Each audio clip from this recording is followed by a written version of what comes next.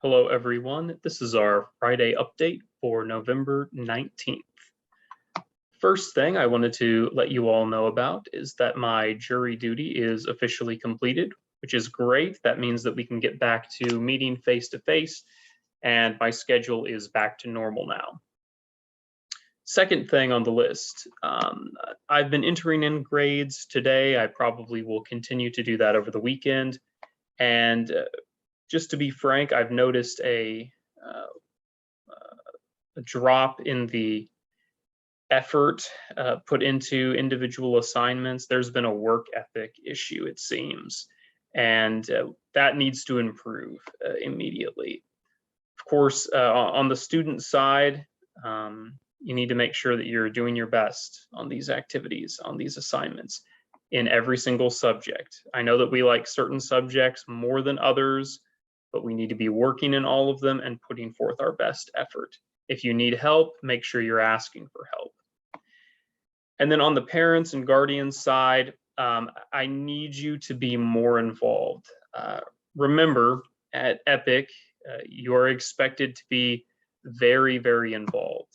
This is not like traditional brick and mortar school where you drop your kid off at the beginning of the day and pick them up at the end of the day. Do not just set them in front of the computer and leave and then come back and expect everything to be good. I need you to be actively involved in their education and making sure that they're taking care of their work, putting forth effort. If that means having your kids show you activities before they submit them, then great, do that. One way or another, I need you guys to be spending more time. Remember, at Epic Charter Schools, that contract we sign at the beginning, you have the primary responsibility for the education of your child. That means that you are with them on a day-to-day basis, so you need to hold them accountable. You need to make sure that they are on track and doing what they need to be doing. Now, of course, some of you have been doing great at this. Obviously, you know that's not directed towards you. You know who you are. But I have noticed that there's been a lot of assignments turned in with what appears to be minimal effort put into them. So I wanted to bring that up. That does need to change. Next item on the list here is Thanksgiving. Of course, that's next week, which is very exciting. I've mentioned this several times already, but I thought I would bring it up again here. Everyone take the actual day of Thanksgiving off. Don't be doing schoolwork on that day if you don't want to. However, for all of the other days next week, it will depend on where your child is pace-wise. If they're caught up with all of their schoolwork, if they're ahead of pace, then take off a couple of days. You can take off Thursday and Friday if you'd like. If your child is behind pace, if their grades are horrible, then they are not permitted to take any other days off next week. Again, that's our policy here at Epic Charter Schools. We don't have breaks built in. If you want to take a break, you need to make sure that your child works ahead. Several of you are not caught up, so you are not permitted to take multiple days off next week. I wanted to remind everyone of that. Again, that's dependent on, it's different from family to family. Some of you are fine. Some of you are behind pace right now and need to be working every day next week, except for, of course, the actual day of Thanksgiving. Take that day to relax and do what you wish, regardless of where you're at. For my pre-K through second grade families, more of the same. Just make sure that you're meeting your times each week, each day, I should say, in Waterford. Of course, that's 30 minutes, 15 in each subject. And then in your supplement, whether that is reading eggs and math seeds or Freckle, you need to be meeting your times in there each day. Both of those contribute to your child's overall grade. So if they're neglecting one of those, then it's likely that their grade is not very good, which needs to be remedied.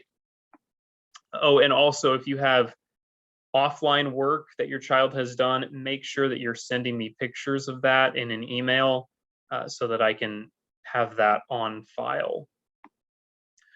For my 3rd through 8th graders, something fairly significant I will mention here.